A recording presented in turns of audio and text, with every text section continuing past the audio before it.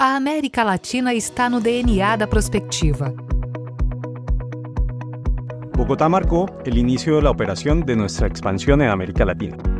Desde Argentina, además de monitorear y trabajar con las principais problemáticas, já hemos realizado numerosos projetos em México. Fazemos isso aqui em Brasília, no âmbito federal, também nos estados e municípios. A região passa por mudanças políticas e uma tendência unificadora, a convergência na área de regulações, leis e políticas governamentais. Para empresas que operam na região, adaptar-se à convergência regulatória requer estratégias integradas de comunicação e relações governamentais. E para navegar eficientemente essas novas dinâmicas regionais, a Prospectiva oferece um portfólio regional de produtos de Public Affairs, como monitoramento, estratégias de influência e engajamento e acesso a mercados regulados. Prospectiva Public Affairs Latam, criando elos entre empresas, pessoas e governos em toda a América Latina. Hola, buen día. Ahí ya estamos súper puntuales a las 11. Les voy a regalar a Sofía y a Daniel unos minutitos más hasta que la sala esté un poco más llena y pronto volvemos.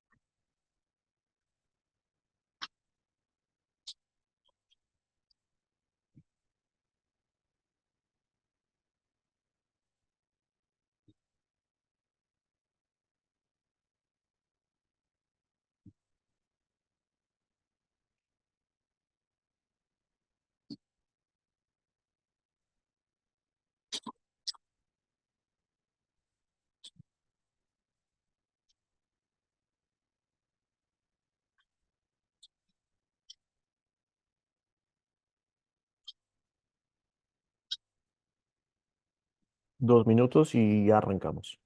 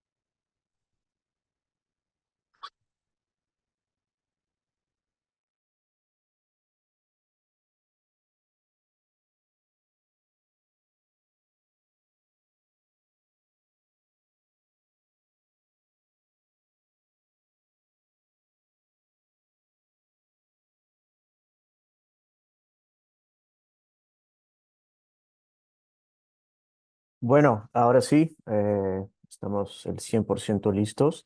Gracias a todos que están hoy con nosotros para este webinar. Quisiera empezar diciéndoles que Claudia Sheinbaum se ha convertido en la primera mujer presidenta de la historia de México, venciendo a Xóchitl Gálvez por más o menos el 30% de diferencia. Sin embargo, este no fue el único hecho histórico de la elección presidencial general que ocurrió hace más o menos 2 semanas. El PRI, que gobernó México durante 70 años consecutivos y que ha perdido una parte importante de su relevancia política desde el inicio de este siglo, ha profundizado aún más su debilidad. Morena y sus aliados posiblemente obtendrán la mayoría calificada en la Cámara de Diputados y estarán muy cerca de lograrlo también en el Senado. Para hablar sobre la elección presidencial del 2 de junio y lo que viene, les damos la bienvenida a Sofía Fuentes, coordinadora de Asuntos Públicos Latinoamérica, y a Daniel Velasco, consultor de análisis político. Ambos están basados en nuestra oficina en la Ciudad de México. Yo soy Tiago Vidal, director de análisis político de Prospectiva, actualmente basado en Brasilia. Sofía, Daniel, bienvenidos. Hola, Tiago, muchas gracias y un saludo a todos nuestros oyentes también. Hola, igual muy buenos días. Gracias por conectarse y esperemos que les guste esta charla. Algunas informaciones respecto a la dinámica del webinar de hoy. El chat de preguntas y respuestas estará abierto durante toda la presentación para que nuestros oyentes nos propongan preguntas y temas. Nuestros invitados responderán las preguntas al final de sus exposiciones y si por cuestiones de tiempo no logramos responder todas las preguntas, intentaremos hacerlo por correo al final, ¿vale? Ahora sí, a la presentación. Sofi, empiezo por ti. Danos por favor un pantallazo de los principales resultados y explícanos qué está por detrás de la elección de Claudia Sheinbaum. Gracias, Tiago. Bueno, pues como ya mencionaste, era un escenario que ya se veía venir en el sentido de que creo que todos estábamos de acuerdo en que la candidata que iba a quedar ganadora era Claudia Sheinbaum. Tal vez lo que resultó un poco más sorpresivo fue, como tú mencionas, que llegaran a la mayoría en Congreso, que estén cerca de llegar a calificada en ambas cámaras. Entonces, bueno, aquí creo que lo que me interesa resaltar es el por qué, el qué está detrás de esta victoria, como dices, y creo que hay que entenderla de dos lados. Uno del lado material y uno del lado narrativo. Entonces, primero destacar que me parece que esta fue pues una elección a favor de AMLO, ¿no? Es decir, no fue que se votó por Claudia Sheinbaum, fue un voto a favor de AMLO y de la política de la 4T.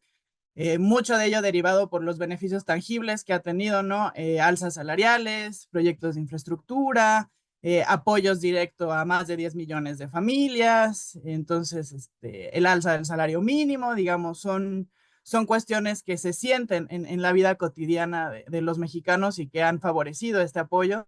Y además, de otro lado, tenemos una narrativa de ir en contra del pasado de corrupción con el que carga México, de beneficio, de bienestar a los más pobres, que creo que también le suma credibilidad y legitimidad tanto al gobierno saliente y por ende al gobierno entrante, en la esperanza de que, bueno, precisamente ella pueda dar esta continuidad de bienestar a las políticas que viene implementando AMLO. Vale, solo para darle ahí un poco más de sustancia a lo que mencionas, Sofía, estamos hablando de un gobierno que termina con hechos relevantes, ¿no? O sea, un reajuste del 100% del salario mínimo, un índice de confianza del consumidor, el más grande en 2 décadas, datos de desempleo que son los más bajos desde el 2005. Entonces, de hecho, son logros muy, muy relevantes que explican desde lo económico, como has mencionado, la elección de Sheinbaum. Dani, ¿cómo quedó la distribución en las dos casas legislativas federales? Pues bueno, primero que nada me gustaría explicar que obviamente, bueno, la Cámara de Diputados se compone de 500 diputados y 300 de mayoría relativa, 200 de representación proporcional, mientras que el Senado es igual, 64 de mayoría relativa y 64 de representación proporcional. Entonces, bueno, la mayoría relativa son los representantes elegidos directamente por voto popular y la asignación plurinominal depende del porcentaje de votos que haya tenido cada partido. Entonces, por el momento se tiene estimado que, bueno, obviamente hay que aclarar que el INE es el único facultado para establecer como esta distribución pues, de diputados y de senadores, no de mayoría relativa, pero sí los plurinominales, para ver cómo se va a conformar ambas casas, ¿no? Creo que uno de los grandes, pues ahora sí que preocupaciones sobre todo de los mercados financieros, ¿no? Que se ha visto la semana post elección de Claudia Sheinbaum, es que a los inversionistas y a los mercados financieros les preocupa que esta mayoría calificada que pues se prevé tenga Morena pueda afectar el clima de negocios y el entorno pues político, ¿no? A falta de contrapesos, un gobierno totalmente sin contrapesos, ¿no? Un gobierno que tenga mayoría calificada, pues no tienes que negociar con la oposición absolutamente nada, puedes reformar la Constitución, ¿no? Que yo creo que eso es uno de los grandes, de las grandes ambiciones que tenía el presidente López Obrador, que para ahora sí que continuar esta cuarta transformación. Entonces, bueno, a falta de resultados finales, los cuales se conocerán hasta la penúltima semana, bueno, más bien una semana antes de que inicie el periodo legislativo, que es el 1 de septiembre, se prevé que, bueno, la Cámara de Diputados tenga aproximadamente 245 diputados de Morena, del Partido Verde serían 77 y del Partido del Trabajo serían 48. Esto daría una suma aproximada de 370 diputados de los 500 que hay. Entonces, bueno, para la mayoría calificada se necesitan 334. Esto significaría que el 74% de la Cámara sería compuesta de, pues ahora sí que, de legisladores del oficialismo, mientras que pues ahora sí que los diputados de la oposición serían 130. Entonces, aquí realmente no habría ni siquiera necesidad de negociar, ¿no? Ni habría un contrapeso. En el Senado un poco lo mismo, se quedarían muy cerca de la mayoría calificada, se quedarían Morena 60 senadores, el Partido Verde 14, el Partido del Trabajo 8, dando una suma de 82 senadores que se quedarían a 2 o 3 senadores de la mayoría calificada también. Entonces, lo que nos dice esta composición es que realmente si, digo, obviamente a falta de asignación final, pues digo, Morena y aliados tendrían prácticamente el control de ambas cámaras, ¿no? Y realmente, a pesar de que la ley, la Constitución establece que no puede haber una sobrerepresentación precisamente para promover este diálogo político entre fuerzas plurales, ¿no? Y que no haya una concentración de poder, pues realmente se ha logrado tener este tipo como de sobrerepresentaciones artificiales mediante coaliciones o mediante, pues, lo que se conoce como el chapulineo, ¿no? Que diputados de algún partido que hayan llegado por algún partido se pasen a otro y así consigan la mayoría legislativa deseada. Y Dani, a diferencia de otros países latinoamericanos, en México se necesita la mayoría de las asambleas estatales para que se logren cambios constitucionales también. ¿Qué pasó en los estados? Bueno, obviamente Morena, la aplanadora no solamente fue a nivel federal, sino también a nivel de estados, ¿no? Morena triunfó en 26 de los 30 congresos locales en donde hubo elecciones y renovación de congresos locales. Podemos decir que los resultados de Morena fueron una aplanadora a nivel tanto federal como estatal, como también municipal. Entonces, bueno, es importante también los congresos locales porque la mayoría, o sea, reformas constitucionales necesitan mayoría calificada de ambas cámaras, que pues prácticamente, dado este panorama, las tendría Morena y el oficialismo, pero también se necesita 50+1 de los congresos locales. Esto es, se necesitan 17 estados que aprueben estas reformas para que una reforma constitucional pase. Entonces, bueno, ganó en 26 de 30. ¿No? No voy a detallarlos todos, pero pues la Ciudad de México es uno de ellos, Zacatecas, ¿no? Creo que solamente Nuevo León, en Aguascalientes, o sea, en estados que no son pues realmente afines a Morena, que bueno, sí quisiera señalar que a nivel de elección presidencial, Claudia Sheinbaum ganó el voto, o sea, la mayoría del voto en 31 estados de 32. En el único en el que no ganó fue en Aguascalientes y con una diferencia de 3 puntos, el cual ganó Xóchitl Gálvez. O sea, esto fue pues ahora sí que un resultado muy favorable para Morena y sí demuestra que es pues un partido sumamente poderoso en este momento. Gracias. Sofi, a partir de lo que ha comentado Dani, ¿se puede decir que Morena y sus aliados, los verdes y el PT, se han convertido en la nueva coalición hegemónica en México, tal cual el PRI hasta los años 2000? Es una pregunta muy interesante, Tiago. Creo que primero hay que entender la fuerza del PRI. Y esto es algo que ya decía un mismo exsecretario, ahora no recuerdo bien de qué cartera, en el gobierno de Peña Nieto, que el PRI, más que un partido, es un modo de hacer política, ¿no? Entonces, bueno, desde ahí creo que se entiende un poco desde dónde va la comparación, teniendo en consideración que, bueno, pues AMLO en la narrativa que tiene, sin duda viene de la historia personal que él tiene al interior del PRI durante muchos años previos a la fundación de Morena. Sin embargo, yo diría que es una comparación también complicada, sobre todo por el peso histórico, ¿no? Al final del día, nos guste o no, el PRI pues es el partido fundador del sistema político mexicano como lo conocemos hoy. Si Morena llegará o no a tener ese alcance para refundar el sistema como lo conocemos, creo que está por verse. Mientras tanto, pues yo diría que sí se puede hablar de rezagos en el modo de hacer política que viene del PRI. No aún, creo que es muy pronto para hablar de una coalición hegemónica que va a apuntar a una dictadura como la que se hablaba con el PRI. Sin embargo, esta cuestión de si es el nuevo PRI o no, también abre un debate interesante que me gustaría profundizar un poquito, que es a dónde van los partidos, ¿no? Porque bueno, aquí lo vimos haciendo alianza el PRI y el PAN, que típicamente eran enemigos, por así decirlo, es decir, no estaban de acuerdo en temas ideológicos, pues se desdibujó la identidad de los votantes y de hecho muchos votantes duros que antes eran el voto fijo del PAN, por ejemplo, se perdieron.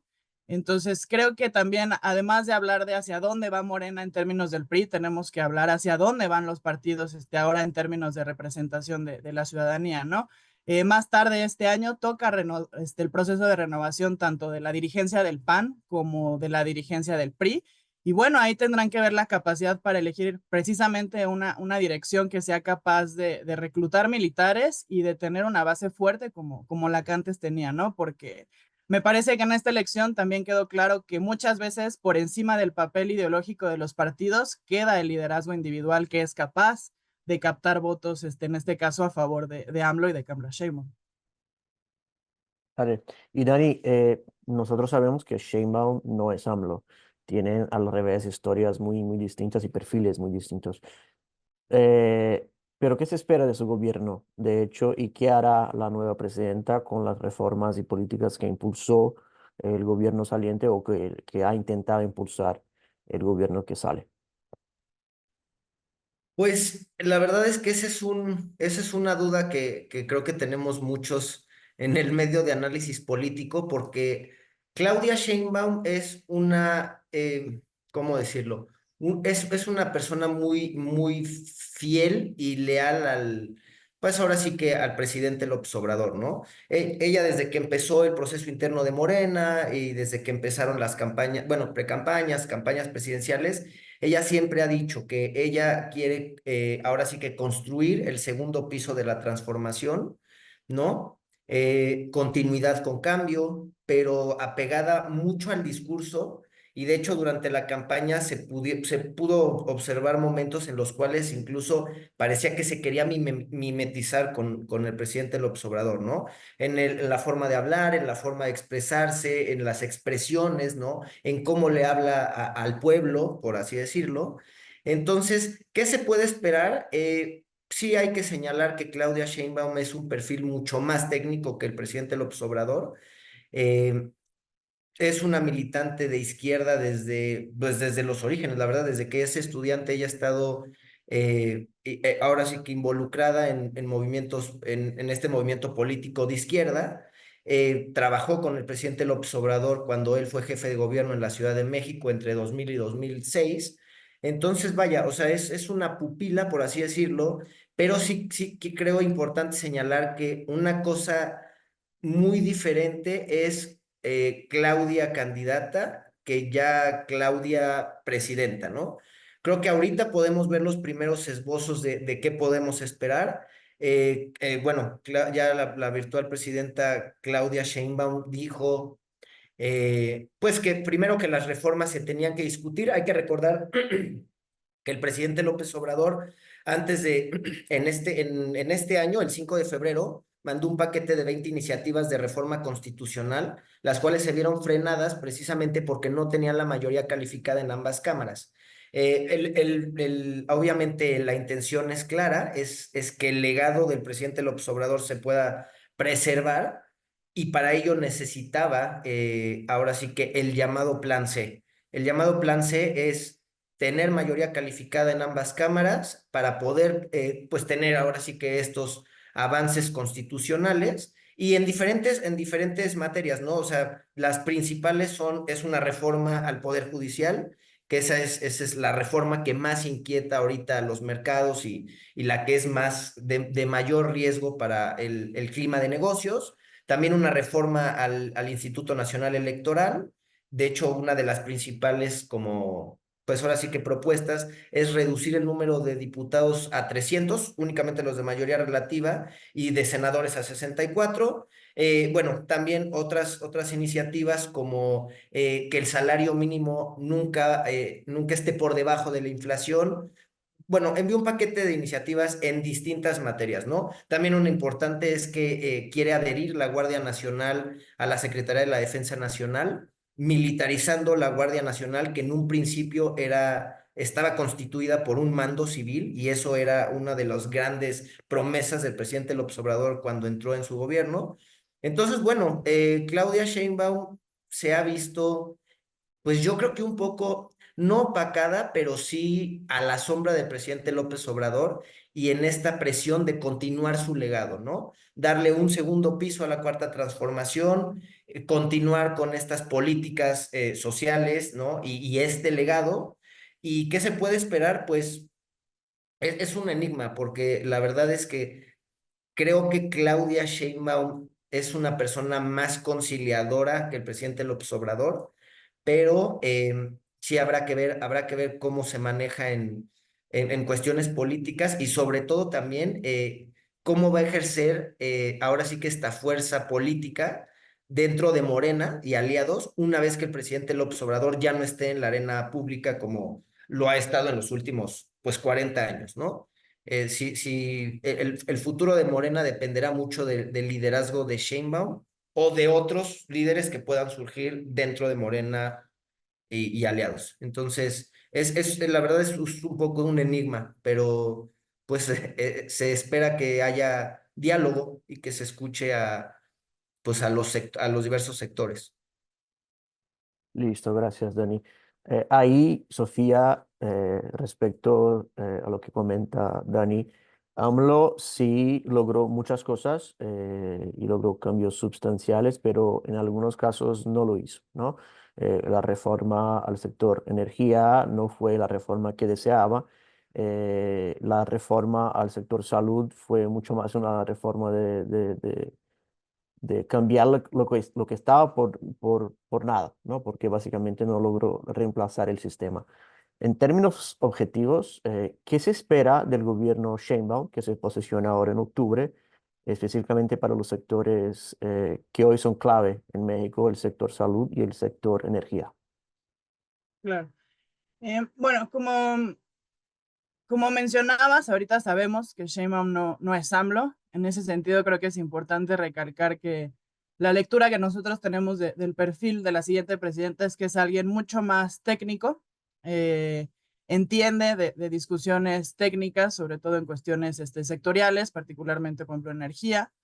Estamos esperando en que el cambio sea más operativo, unos ajustes operativos más que narrativos, ¿no? Es decir, como platicábamos al inicio del webinar, toda la narrativa 4T, bienestar, primero los pobres, va a continuar. Sin embargo, en lo operativo, pues estamos con la expectativa de que haya un poco más de espacio a la escucha de parte de asesores técnicos. En ese sentido, específicamente en el sector salud va a ser muy interesante. Se prevé que pues efectivamente continúe con lo que empezó AMLO, que fue la expansión del IMSS Bienestar. Sin embargo, esto tuvo muchas implicaciones en su momento en distribución, en acceso a medicamentos, ¿no? Ha habido un aumento de quejas en cuanto a la falta de abasto. Entonces estamos esperando que, si bien continúa esta expansión del bienestar, pueda integrar a su equipo voces más técnicas que la apoyen para que no haya temas en cambios de cadenas de suministros a raíz de los cambios regulatorios que van a efectuar, ¿no? En el sector energético esperaríamos un poco lo mismo, más apertura, sobre todo con el sector privado, que ha sido uno de los grandes enemigos, por así decirlo, de AMLO. Entonces también que se tenga un poco más de apertura para todo lo que es energías verdes, que entren inversiones en ese sentido. La política, sin embargo, de protección y de apoyo a Pemex no vemos muchos cambios. También ahí, pues creo que es importante resaltar que como en cada cambio de gobierno, pues se dan climas de cambio y de oportunidades, ¿no? Y bueno, ahí es crucial para todas las organizaciones, todas las empresas que sean capaces de adaptar su estrategia de asuntos públicos y estar al pendiente de los nuevos cambios políticos y regulatorios que van a surgir, ¿no? Además, pues cabe mencionar que México enfrenta retos que van más allá de lo sectorial, ¿no? La escasez y la calidad del agua, contar con cadenas de suministros estables, eventos climáticos extremos. Entonces, también estos son desafíos que Claudia va a tener que enfrentar y que es importante que las empresas estén al tanto. Nosotros hemos estado acompañándolas en este proceso desde el inicio de las campañas internas hasta el día de las elecciones. Me parece que nuestros clientes el domingo a las 12 de la noche ya tenían la información de cómo había quedado hasta ese momento el PREP. Entonces, pues sí, sobre todo va a haber cambios regulatorios, va a haber cambios sectoriales. Ahí, repito, lo importante es ser capaz de estar al pendiente y adaptarse ágilmente. Gracias, Sofía. Y hay solo un comentario, entre paréntesis, sobre lo que comentabas sobre el medio ambiente, ¿no? Ahí viene la niña reemplazando el fenómeno del niño y eso significa una sequía en la región norte de México y posiblemente mucha lluvia en la parte sur, ¿no? Sureste, y sobre todo riesgo de huracán y todo. Entonces, de hecho, el tema climático será cada vez más un tema muy, muy clave en el mundo en general, sí, pero también y sobre todo en México. Dani, México hoy es uno de los principales beneficiarios del buen momento que vive la economía americana. Para que nuestros oyentes tengan una idea, según el Fondo Monetario Internacional, México y Centroamérica y el Caribe tendrán los mayores crecimientos económicos de toda Latinoamérica en el 2024.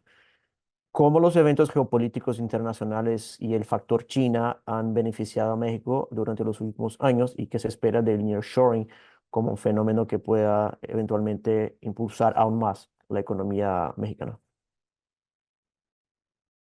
Pues hablar del nearshoring, la verdad es que hay que un poco explicarlo. El nearshoring se trata de un fenómeno de relocalización de empresas. Creo que a partir de que empieza la pandemia de COVID y la guerra comercial entre China y Estados Unidos, las empresas se dieron cuenta que pues tenían que tener a sus socios más cerca, ¿no? Entonces, la gran ventaja de México y para algunos no tan grande, no tanta ventaja, es que Estados Unidos es nuestro país vecino. Obviamente con el nearshoring se han relocalizado muchas empresas y esto ha traído, pues ahora sí que millones de dólares en inversión. Entonces, el nearshoring la verdad es que yo diría que es una promesa para la economía mexicana de crecimiento y desarrollo, de crecimiento económico y de desarrollo también del país.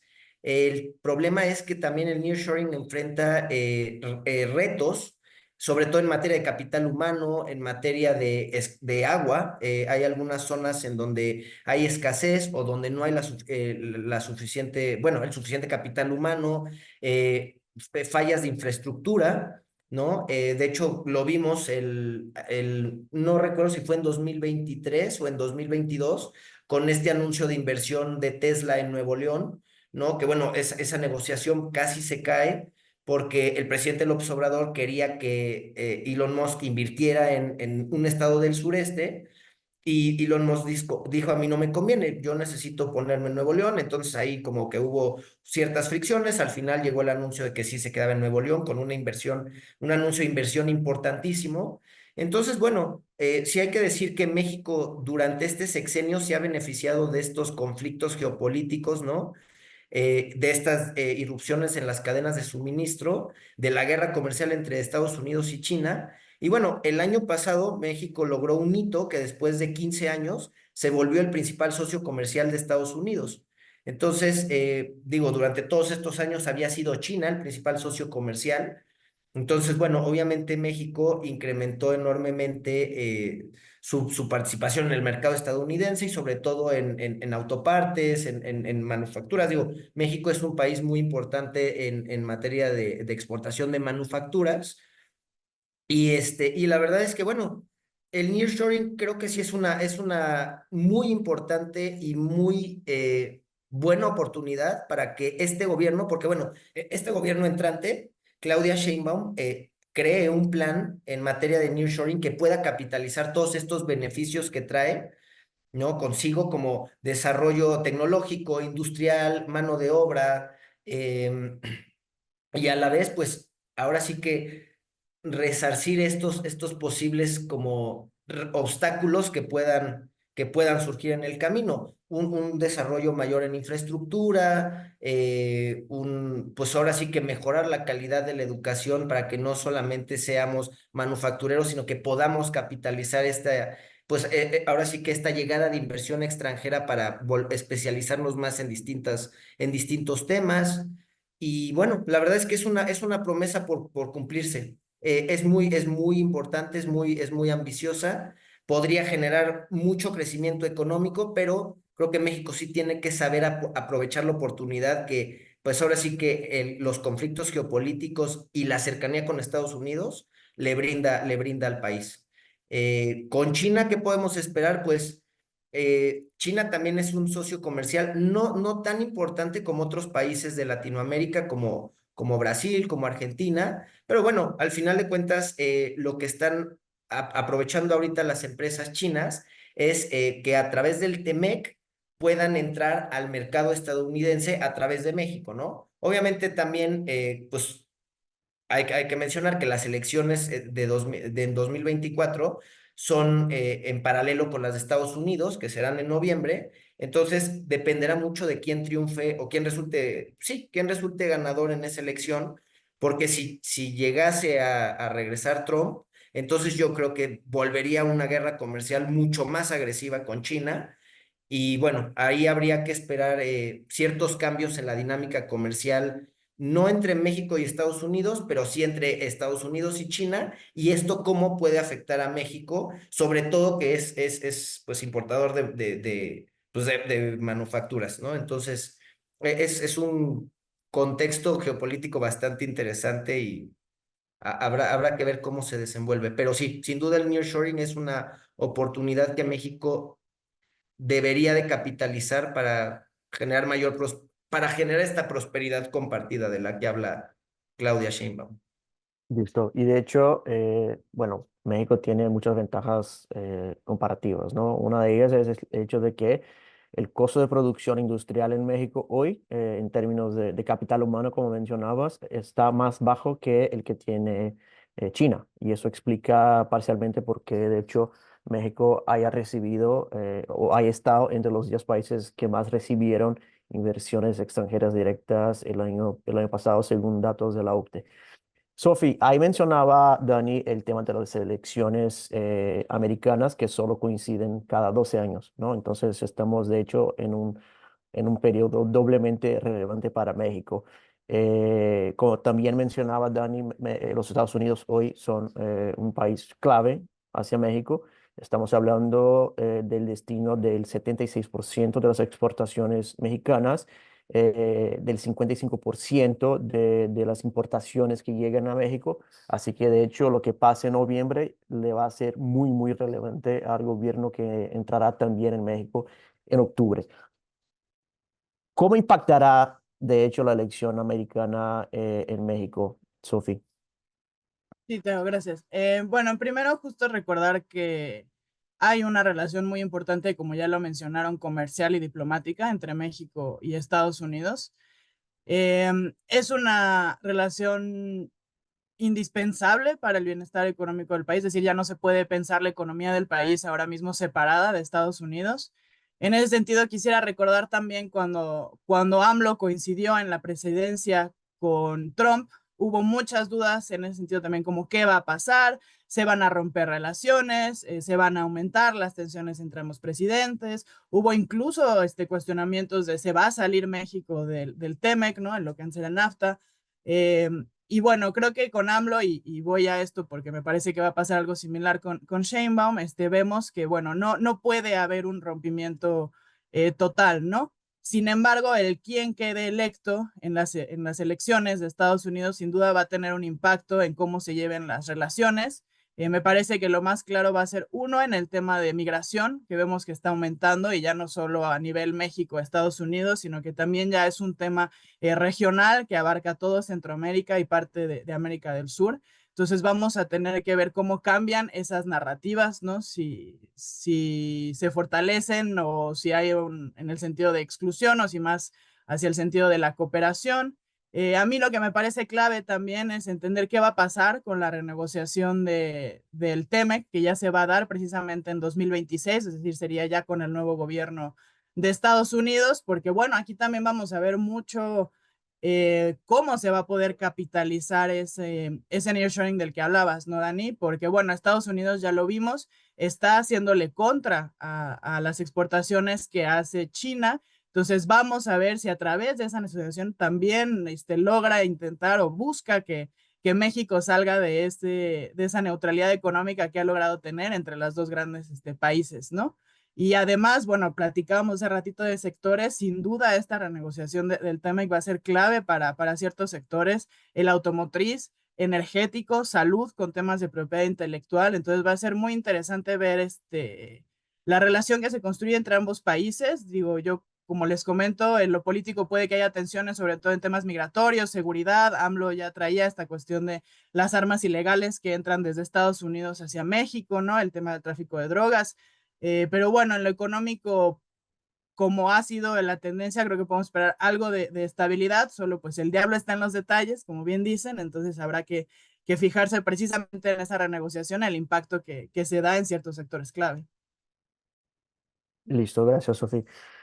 Bueno, ahora voy a pasar a la parte de preguntas y respuestas, las preguntas que nos han enviado nuestros oyentes. Hemos recibido un par de preguntas.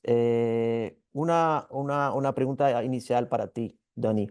Estamos hablando del contexto económico y de hecho este fue uno de los temas que más le favoreció no solamente a AMLO, sino también a Sheinbaum.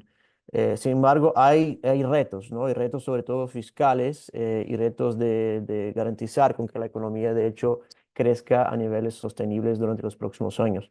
Eh, en términos macroeconómicos, ¿qué se espera y cuáles son los retos que tendrá el próximo gobierno, por favor?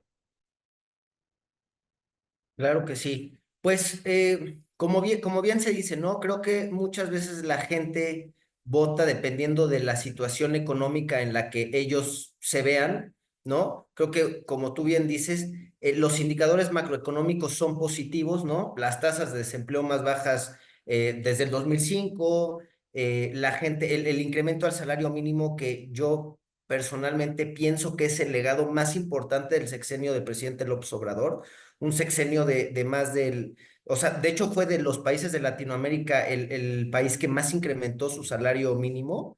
Entonces, sin duda alguna, creo que ese es un logro enorme de esta administración. Y bueno, también pues obviamente, ¿no? Los programas sociales han ayudado a quizás no a paliar la pobreza que existe en el país. México es un país sumamente desigual, pero estos programas sociales sí han visto a mucha gente que quizás en otros sexenios no era marginada, pero sí era, pues no veían reflejada como esta prosperidad económica de la que se hablaba y este crecimiento macroeconómico en sus bolsillos. Creo que este gobierno ha sabido manejar muy bien la narrativa de programas sociales y demás, pero bueno, obviamente, pues los sexenios enfrentan retos. En este sexenio, el presidente López Obrador se enfrentó al reto del COVID, ¿no? De la pandemia de COVID-19, en donde, bueno, México en 2019 registró un crecimiento económico negativo. En 2020, obviamente, se acentuó con la pandemia y a partir de 2021 vino un rebote muy importante en el crecimiento económico. Entonces, bueno, según los datos del INEGI, se espera que el crecimiento promedio, o sea, el crecimiento global durante este sexenio sea de 1,2% del PIB. Entonces, realmente, comparado con sexenios anteriores, es menor a lo registrado en sexenios anteriores. Obviamente existe la coyuntura del COVID, en donde hubo una recesión mundial, ¿no? Obviamente hubo rebotes muy importantes, pero bueno, al final ¿qué esperar de la siguiente administración? Pues bueno, yo creo que el reto principal es disminuir el déficit, ¿no? Porque al final este gobierno ha manejado mucho este discurso de que no ha habido endeudamiento, pero sí ha habido endeudamiento, ya sea, pues ahora sí, por una cuestión coyuntural, y también este año, en 2024, que era el último del presidente López Obrador, sí hubo un presupuesto de egresos muy agresivo, sobre todo en materia de incremento a programas sociales.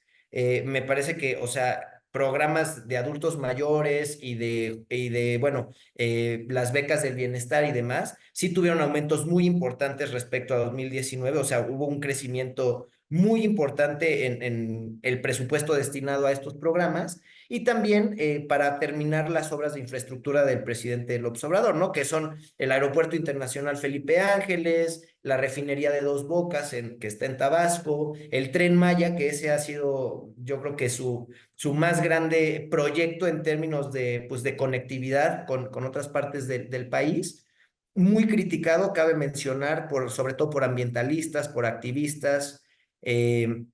Ha generado tensiones durante este sexenio. Pero bueno, ¿ahora qué sigue? Para Claudia Sheinbaum, el reto principal yo creo que es pensar en una reforma fiscal. Yo sí, bueno, México es de los países de la OCDE que tiene menor recaudación a nivel LATAM y dentro de los países de la OCDE. Entonces, bueno, al final los programas sociales, las obras de infraestructura necesitan presupuesto para cumplirse. ¿Qué puede pasar? Pues que si no hay una reforma fiscal y no hay una mayor recaudación, entonces estos programas y estos proyectos tienen que haber recortes presupuestales porque no hay dinero, ¿no? Entonces, obviamente la reforma fiscal a mí me parece que es ineludible, es una cuestión obviamente que tiene costos políticos, ¿no? De hecho, el único en posicionarse durante las campañas fue el candidato de Movimiento Ciudadano, Jorge Maínez, que él sí dijo, es necesaria una reforma fiscal. Claudia Sheinbaum jamás tocó el tema de una reforma fiscal, sin embargo, dadas las circunstancias, es ineludible. ¿Cuándo la hará? No me parece que se realice en el primer año ni dentro del segundo. Yo creo que se espera más bien que sea a partir del tercer año, ¿no? O cuando ya no alcance, pues ya sea, o sea, fundamental hacer la reforma fiscal. Y también el otro reto que va a enfrentar, pues yo creo que en materia económica es como ya dijimos hace un momento, el nearshoring, capitalizar esta promesa, porque se ha hablado, o sea, diversos expertos han dicho que si México logra capitalizar el nearshoring, podríamos tener crecimientos entre el 5 y el 7% del PIB, ¿no? Y creo que el crecimiento económico, un crecimiento tan importante que fueron niveles registrados, por ejemplo, en Brasil, cuando estuvo Lula en su primer periodo presidencial, pues sí generan, o sea, logran sacar a más personas de situación de pobreza extrema. Y bueno, también quisiera nada más para culminar, que a pesar de que este gobierno no incurrió en una reforma fiscal, el gobierno saliente del presidente López Obrador, sí tuvo una estrategia muy agresiva por parte del Servicio de Administración Tributaria, del SAT, en donde, bueno, en varias ocasiones ha roto el récord de recaudación, ¿no? Esto sin una reforma fiscal, pero esto no es sostenible en el tiempo, por lo que sí, es muy probable que el gran reto económico sea una reforma fiscal, pues ahora sí que para poder compensar todos estos, eh, pues no boquetes fiscales, pero sí áreas de oportunidad para tener un mayor desarrollo y un mayor crecimiento económico. Eso y el Listo, nearshoring. gracias. Ahí solo Ahí, para solo para decir, agregar, a ver, no, por favor, a ver. no, algo rapidísimo, digo, es una pregunta para la que yo no tengo respuesta aún, pero que sí me parece muy importante poner sobre la mesa. En estos temas de endeudamiento y de déficit fiscal, yo de acuerdo con Dani, me parece que eventualmente va a ser ineludible una reforma fiscal. En ese sentido, la pregunta que yo me hago y que queda abierta, y si alguien por ahí del equipo de Shema nos escucha, pues estaría buenísimo discutirlo a futuro, es el por qué no aprovechar la legitimidad política con la que ahora llegan, con la que se está intentando impulsar el famoso Plan C, la reforma judicial, para avanzar una reforma fiscal, ¿no? Entonces, bueno, sería interesante considerarlo desde ese lado, que si ahora tienen esa legitimidad y esa capacidad, podrían realmente hacerlo, ¿no? No es muy popular, pero como dice Dani, en algún momento será necesario. Listo. Y antes de que ya te pase la próxima pregunta, Sophie, solo para decirles a los clientes que el nearshoring de hecho es una oportunidad increíble, pero México todavía no tiene un plan, ¿no? O sea, los logros desde el nearshoring que se han visto fueron logros de exenciones fiscales, básicamente. El país no tiene un plan nacional de estrategia de nearshoring. Creo que eso de hecho podría brindarle a México oportunidades más sólidas, ¿no? Hacia el futuro respecto a este tema. Sophie, ahí para ti te dejo una pregunta de política exterior que nos hacen algunos oyentes. ¿Qué se espera de cambios de política exterior y además de cuestiones de inmigración? ¿Qué esperar en lo bilateral de un eventual gobierno Trump en los Estados Unidos? Claro. Bueno, pues como ya mencionábamos, México es económicamente dependiente de Estados Unidos. Eso creo que lo entendemos todos los aquí presentes, lo entiende también la futura presidenta. Entonces, bueno, en ese sentido, para lograr todos los avances que ella quiere, aumento en el salario mínimo, aumento en los programas sociales, en las dádivas, etcétera, sin reforma fiscal, el mantener una relación comercial sólida con Estados Unidos es indispensable, ¿no? Entonces, por ese lado creo que podemos esperar estabilidad, ¿no? No un alejamiento por completo. Como yo les comentaba, los cambios que se esperan son más en términos de tensiones políticas, ¿no? Lo de migración, digo, yo sé que no es el interés de todos, pero es muy transversal porque realmente marca la relación entre México y Estados Unidos, ¿no? Estados Unidos, yo creo que si gana Trump, vamos a esperar que, bueno, uno, aumente la petición a México de que no deje pasar más migrantes a Estados Unidos y de que haga algo en contra de la producción de drogas. México, a cambio, seguramente va a continuar con lo que les comentaba, que es pedirle a Estados Unidos, que bueno, que él le tenga la producción y tráfico de armas de Estados Unidos hacia México. Entonces, si estos no llegan a algún acuerdo satisfactorio, pues sí se puede tensar la relación, pero por lo mismo de la dependencia que hay entre ambos países, realmente el alejamiento que podemos esperar es relativo, ¿no? Y es más a nivel de lo político que de lo económico. Listo, gracias, Sofi. Acá nos llega una pregunta súper interesante de uno de nuestros oyentes y se la hago a ustedes dos, empezando por ti, Dani. Eh, ¿Quiénes o qué factores externos al gobierno consideran que podrían ser contrapesos de Morena? Por ejemplo, el sector privado, órganos internacionales. Esto en el contexto de que, como mencionó Dani hace poco, Morena tendrá la mayoría seguro en la Cámara Baja y muy posiblemente una casi mayoría calificada en el Senado y aunque le falten unas pocas curules, 5 más o menos, seguramente las tendría con los apoyos condicionales de otros partidos o de senadores que se cambien de partido hacia Morena. En ese contexto de una mayoría casi absoluta, ¿no? De dos de los tres poderes, ¿cuáles serían los contrapesos a Morena? Bueno, yo creo que aquí hay un factor de qué va a pasar con el llamado Plan 6, sobre todo la reforma al Poder Judicial. Sí hay que mencionar que el Poder Judicial durante este sexenio fungió como el mayor contrapeso al Poder Ejecutivo. Muchas veces hubo roces entre el Poder Ejecutivo y el Poder Judicial. Sí hay que señalar que, o sea, en este sexenio fungieron dos ministros como presidentes. El primero fue el ministro Saldívar, que renunció en noviembre del año pasado para sumarse al equipo de Sheinbaum, y a partir de este año que entró la ministra Norma Piña, empezaron ahora sí que aumentar las tensiones al Poder Judicial. El presidente en múltiples ocasiones ha llamado al Poder Judicial que es un servicio, o sea, que no está al servicio del pueblo, sino que sirve a una mayoría, a una minoría corrupta. Entonces, bueno, yo sí creo que si prospera el plan C, que el principal cambio es que va a ser la elección popular de ministros, jueces, magistrados en toda la República. También se plantea remover a los 11 ministros que actualmente están para cambiar, para sustituirlos completamente por nuevos ministros.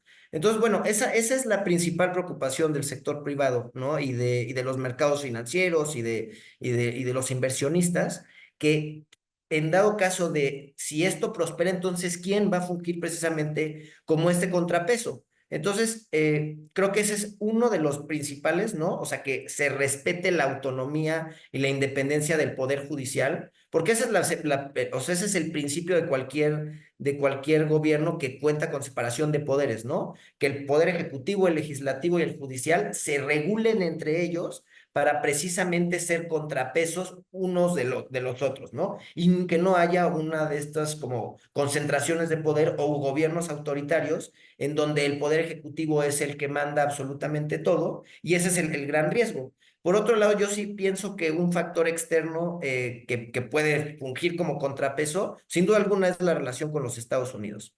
Eh, Políticamente hablando, económicamente hablando, Estados Unidos tiene mucho interés en lo que suceda en México.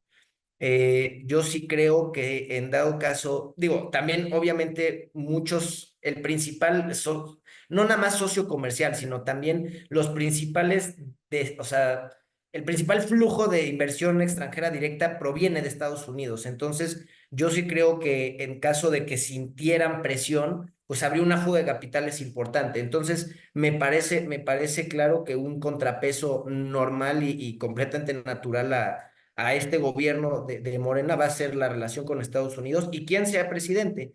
Eh, Digo, obviamente no se puede predecir el futuro, pero el expresidente Donald Trump tiene muchas oportunidades de volver a llegar a la presidencia y bueno, creo que la relación con Estados Unidos sin duda alguna va a servir como contrapeso a un gobierno de mayorías calificadas, porque digo, también o sea, México es un destino muy, muy atractivo para inversiones y yo no creo que se pierda esta oportunidad, eh, o más bien se ve afectada, o sea, en dado caso de una mayoría calificada, se afecte mucho esta relación, sobre todo pues por esto, ¿no? Por esta relación político-comercial, migratoria que se tiene con Estados Unidos. Órganos internacionales, me parece que los órganos internacionales muchas veces son observadores, ¿no? Pero realmente no tienen un peso o algo vinculante que los obligue a actuar en materia de derechos humanos. Creo que ahorita lo podemos ver muy claro con el conflicto que está pasando en Medio Oriente. Entonces, pues sí, esos son los principales contrapesos que veo yo. Ahora sí que al azar lo que pase con la reforma al Poder Judicial y sin duda alguna la cercanía con Estados Unidos. Y ahí, sumando algo, Dani, además de la relación con Estados Unidos, creo que en general uno de los contrapesos importantes son los mercados en sí mismos, ¿no? Me parece que el gobierno también le va a tocar entender que, bueno, si, si realmente va por la desaparición de órganos autónomos, ¿no? La Comisión Reguladora de Energía, la Comisión de Competencia Económica, el INAI, que es el Instituto Nacional de Transparencia, pues bueno, eso también crea incertidumbre y puede eventualmente afectar la estabilidad económica a la que Sheinbaum le está apuntando, ¿no? Entonces creo que sí me parece importante que desde ese lado puede ser un contrapeso interesante. Listo. Ahí creo que también es importante saber quiénes serán los ministros o secretarios y los demás asesores de Sheinbaum, ¿no? Porque los que estén ahí cerca de la presidenta diciéndoles cosas al oído, creo que eso también tiene un impacto muy, muy importante. Solo para darles un ejemplo, ahí, Sofi, mencionabas que estuvimos ahí súper al tanto el 2 mientras salían los resultados y de hecho me acuerdo que Mario Delgado, que es el presidente de Morena, justo dio en una rueda de prensa, dijo, tenemos la mayoría y la mayoría manda. Entonces, estas señales, creo que el reto que tendrá Sheinbaum también será un reto interno de Morena, es de garantizar de que lo que diga el gobierno también lo diga el partido y que las dos cosas estén más o menos alineadas, ¿no? Eh, Ahí, Sofi, nos llegó una última pregunta, pero antes te hago una pregunta que nos había llegado antes sobre seguridad. En materia de seguridad, ¿cuál será el principal reto de Sheinbaum? hemos hablado un poco de las dos cosas, ¿no? Inmigración, seguridad, pero creo que el tema de seguridad sí merece un poco de atención especial. Claro. Pues creo que primero, y ese reto no solo de Sheinbaum, sino de tu administración actual, es terminar la transición efectivamente y en un ambiente de mayor calma. Digo, nosotros aquí en la ciudad no lo sentimos tanto, pero para quienes no sepan, hay ciertos estados del país, por ejemplo, en Chiapas hay ahorita muchos conflictos a raíz de discrepancias de los resultados electorales entre partidos locales. Entonces creo que es importante primero mencionar que, bueno, las elecciones pues no se acaban hasta que ya se haya llevado de una manera correcta el proceso de transición. Creo que ese va a ser el primer reto conjunto a abordar. Y el segundo, pues bueno, o sea, si bien la aprobación de AMLO ha sido muy alta, es cierto que en términos de datos duros de violencia e inseguridad no ha habido una mejora tangible, sustancial. Creo que el reto del siguiente gobierno va a ser definir si realmente continúa con esta estrategia que se ha llamado de abrazos no balazos, que en teoría funcionaría bien. Bueno, es una atención en teoría es atención a las causas sociales que provocan la violencia, pero que en estos 6 años realmente no hemos visto un impacto significativo. Entonces creo que el primer reto va a ser decidir eso, con qué estrategia continuar, y a partir de ahí ver cómo procede el asunto. Pero bueno, reto inmediato, pues sí, ¿no? Es que las elecciones terminen con una declaratoria de validez, que todos acepten y que en los estados donde estas cuestiones, como los que les comento, están pasando, puedan asentarse un poco más, ¿no? Porque a veces digamos, bueno, ya están los resultados, ya tendrán las elecciones, pero no es así, ¿no? En muchos lados hay consecuencias tangibles que están afectando la vida y la cotidianidad de quienes ahí habitan. Listo, gracias, Sofía. A mí personalmente me llegó una pregunta, qué honor, entonces la contesto ahí antes de que terminemos el webinar. Y nos preguntan cuál ha sido la reacción de los países latinoamericanos a lo que está sucediendo en México y si podrían fungir también como contrapesos o influir en las decisiones políticas de Morena. Eh, bueno, es importante decir que México ocupa una posición muy específica en Latinoamérica, así como lo hace, por ejemplo, Brasil, ¿no? O sea, la integración regional que solemos mencionar muchas veces no es una cohesión, integración regional como todo, es decir, son subintegraciones. México funciona mucho más como un liderazgo centroamericano y caribeño que cualquier otra cosa, y lo mismo lo hace Brasil con Sudamérica. Así que los países, estos dos países están muy apartados y los subcontinentes, las subregiones están muy apartadas. Sí está empezando a haber lo que podría ser una integración mucho mayor entre Colombia, México y Brasil. Eso lo hemos visto sobre todo en los últimos meses. Por ejemplo, después de que ganó Sheinbaum, Petro de Colombia hizo muchos tweets en favor de Sheinbaum. Nosotros sabemos que AMLO tiene una buena relación con Lula acá en Brasil. Incluso Lula va a México fines de este año, creo que cuando por ocasión de la Asamblea General de los Estados Unidos, por ahí va a pasar por México también.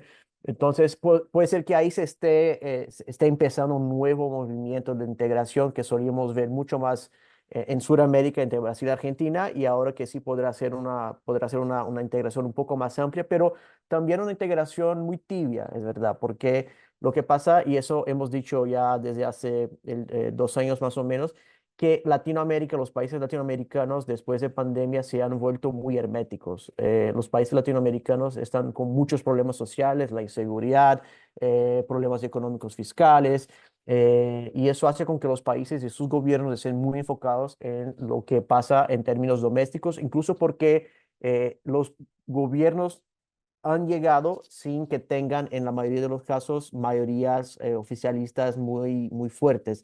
Entonces, esto les exige un poco más de atención a la política nacional doméstica.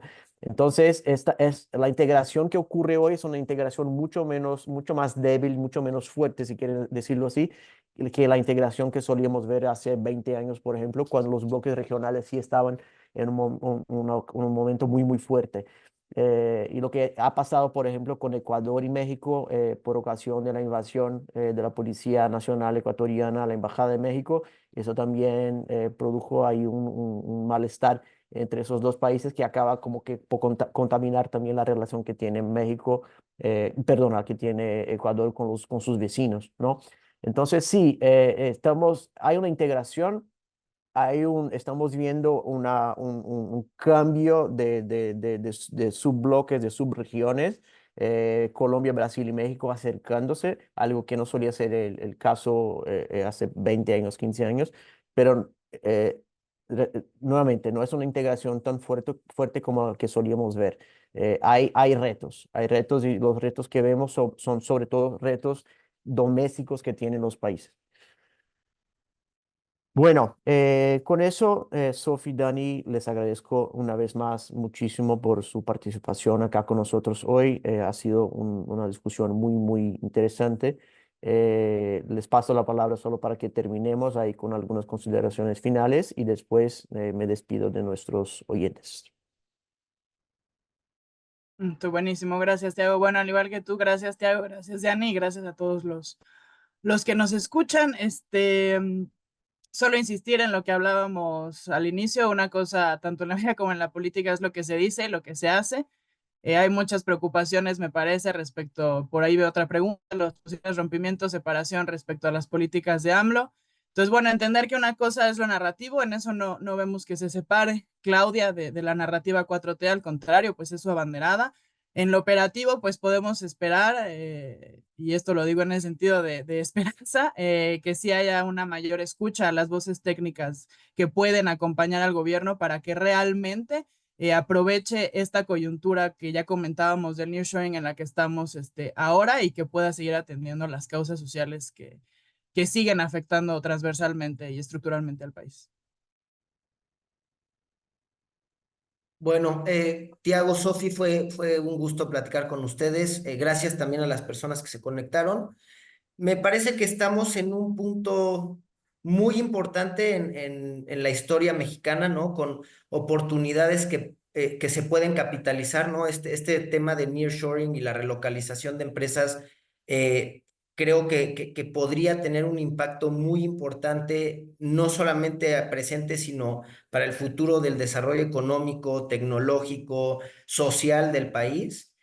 Por otro lado, el nuevo gobierno va a enfrentar grandes retos. Obviamente llega con una legitimidad impresionante. Hay que decir que Claudia Sheinbaum, además de ser la presidenta la primera presidenta mujer de la historia de México, es la presidenta más votada en toda la historia de México. Llega o sea, con 35 millones de votos. O sea, obviamente la oposición alegó que hubo prácticas fraudulentas. Me parece que una diferencia de 20 millones de votos no es fraude. Eso quiere decir que la gente cree en el proyecto de la Cuarta Transformación, se ha visto mejorada su situación económica, social, y confían en la continuidad de este proyecto de transformación, en este proyecto político, ¿no? Obviamente va a llegar con mayorías en el Congreso, entonces será importante que haya ahí apertura pues a dialogar, ¿no? Creo que siempre lo que uno desea pues como ciudadano y como mexicano en este caso, ¿no? Es que al país le vaya bien y que se dejen por encima de intereses particulares los intereses del país. Entonces, pues bueno, los retos son varios, sobre todo en materia de seguridad. Esa es la principal preocupación de la ciudadanía. Entonces, es un reto muy, o sea, transeccional, mayúsculo, y obviamente también yo creo que es el principal reto, ¿no? Eso y también cómo ha permeado el crimen organizado pues al país, ¿no? Lo vimos en el proceso electoral. Es un actor político ya, no podemos negar la relevancia que tiene el crimen organizado en este país. Entonces, bueno, los retos no son menores, pero pues esperemos a ver cómo se desarrolla este sexenio. Hay que tener esperanza de que sea un gobierno que realmente vele por los intereses del pueblo y no nada más de unos cuantos. Muchas gracias a todos y fue un placer platicar con ustedes, equipo. Gracias, Sofía y Dani. Bueno, para que sepan, la posesión de la nueva presidenta va a ocurrir el 1 de octubre, entonces serán más o menos hay 4 meses de empalme. Nosotros desde Prospectiva estaremos súper al tanto de este proceso, lo que tenga que ver con el nuevo gabinete se va a conocer la próxima semana, las políticas que podrá impulsar y anunciar el gobierno que entre antes de la posesión. Todo eso lo vamos a monitorear muy, muy de cerca durante los próximos meses. Igual vamos a sacar siempre alertas, actualizaciones y informes especiales a nuestros clientes desde nuestra oficina en México. Y estamos y estaremos siempre súper pendientes para lo que necesiten. Y muchas gracias nuevamente, Dani y Sofi, por su participación. Gracias a los oyentes que han estado con nosotros a lo largo de esta última hora y les deseo ahí una excelente semana. Muchas gracias. Gracias a todos, excelente día también. Gracias a todos, muchas gracias. A América Latina está no DNA da Prospectiva. Bogotá marcó el inicio de la operación de nuestra expansión en América Latina. Desde Argentina, además de monitorear y trabajar con las principales problemáticas, Já hemos realizado numerosos projetos em México. Fazemos isso aqui em Brasília, no âmbito federal, também nos estados e municípios. A região passa por mudanças políticas e uma tendência unificadora: a convergência na área de regulações, leis e políticas governamentais. Para empresas que operam na região, adaptar-se à convergência regulatória requer estratégias integradas de comunicação e relações governamentais. E para navegar eficientemente essas novas dinâmicas regionais, a Prospectiva oferece um portfólio regional de produtos de Public Affairs, como monitoramento, estratégias de influência e engajamento e acesso a mercados regulados. Prospectiva Public Affairs Latam, criando elos entre empresas, pessoas e governos em toda a América Latina.